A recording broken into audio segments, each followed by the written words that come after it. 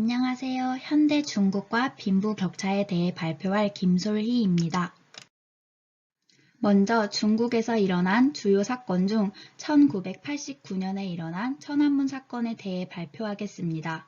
먼저 천안문 사건이란 후야오방의 사망을 계기로 천안문 광장에 모인 학생들과 시민들의 민주화 시위를 중국 정부가 무력으로 진압한 사건입니다. 그렇다면 왜 학생들과 시민들이 시위를 하고 정부는 무력으로 수많은 사상자를 발생시켰을까요? 중국은 1978년 12월에 개혁 개방을 실시하기로 결정하였습니다.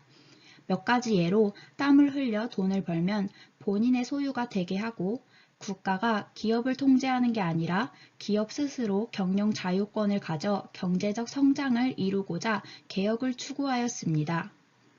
그러나 중국은 공산주의 사회로서 사유, 즉 개인의 소유를 인정하지 않고 기업을 국가가 통제하고 있었습니다. 경제체제 개혁을 위해서는 정치체제 개혁이 선행되어야 하고 그렇게 되면 권력의 정점이었던 공산당이 힘을 잃게 됩니다. 이 과정에서 공산당에 불만이 생기고 시장 메커니즘으로 인하여 부패 문제가 생겼습니다. 그래서 학생들이 시위를 하면 후야오방은 이런 문제들을 고쳐나가겠다고 하였지만 보수 진영에서는 시위를 좋게 보지 않았습니다.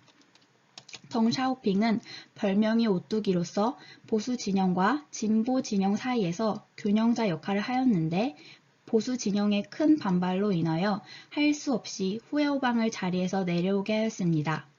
그리고 2년 후 후야오방이 죽게 되자 북경에서 시위가 일어나니 공산당에서는 상황이 커지는 것을 진압하고자 계엄령을 선포하고 무력으로 막은 이 사건이 바로 천안문 사건입니다. 1997년에는 영국의 홍콩 반환이 있었습니다.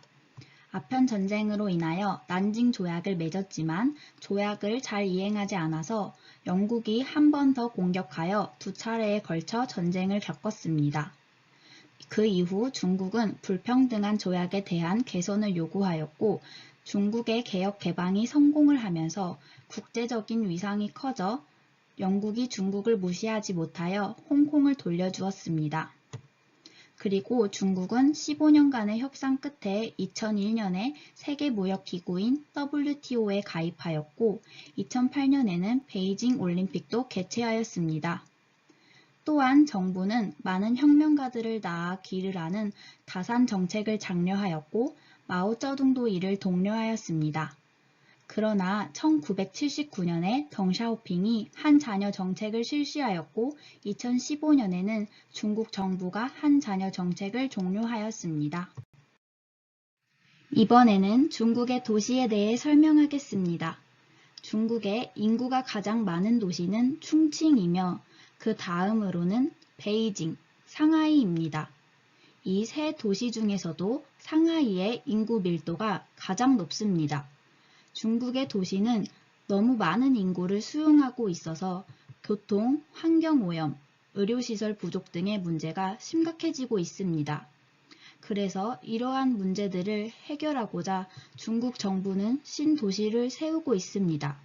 이로 인하여 인구가 50만 명 이상인 도시 수는 12개에서 81개로 늘어났습니다. 마지막으로 중국의 빈부격차에 대하여 알아보겠습니다. 중국의 극빈층 인구는 7%로 급감하였지만 소득 불평등은 심각해지고 있습니다.